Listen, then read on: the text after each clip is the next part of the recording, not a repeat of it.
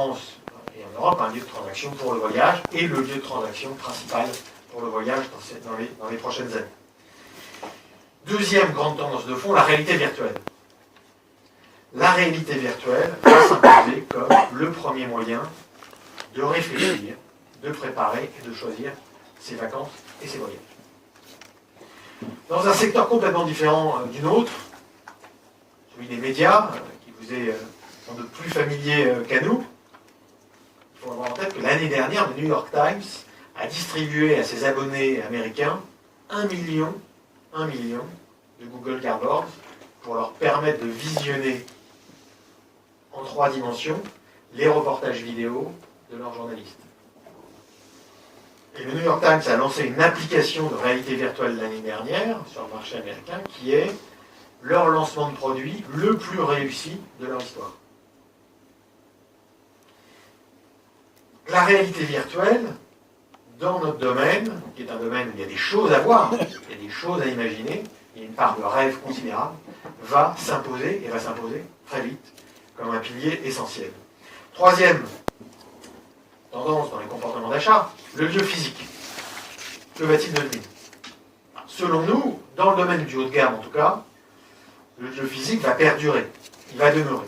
Pourquoi? Parce que le moment des vacances est un des moments les plus importants de l'année, et ce moment-là nécessite un ancrage relationnel et nécessite une réassurance qui appelle le lieu physique, qui appelle la relation humaine. Voilà les 3 axes autour desquels les parcours clients de demain vont se construire. Et nous désignons cette évolution qui se dessine, nous, en interne, en termes de parcours client augmenté. Et nous avons l'ambition d'être les premiers, les pionniers, les leaders de ce parcours client augmenté en France et dans les pays francophones voisins. Et là aussi, comme pour les attentes et les besoins de vacances, peu de marques vont être à même de bâtir, de construire et de proposer ce parcours client augmenté. Il y a un certain nombre de prérequis. Il faut d'abord avoir quelque chose à montrer. Voilà, un produit, il faut des expériences, il faut des émotions à partager. Tout le monde ne l'a pas. Il faut des lieux physiques, en propre. Tout le monde ne les a pas. À la fois des lieux physiques dont vous êtes propriétaire pour accueillir vos clients, nos villages en l'occurrence, des lieux physiques, des agences pour les accueillir ici lorsqu'ils sont dans la phase de conception, de préparation de la marque. Il faut une expertise digitale, il faut une notoriété de marque, une puissance de marque que tout le monde n'a pas et n'aura pas pour bâtir ces parcours clients augmentés. Voilà ce passage par les tendances en termes de besoins de vacances et de comportement d'achat effectué, mais qui nous semble important, et qui nous a semblé important, nous, pour baser des fondations solides de notre ambition ici en France dans les 5 prochaines années.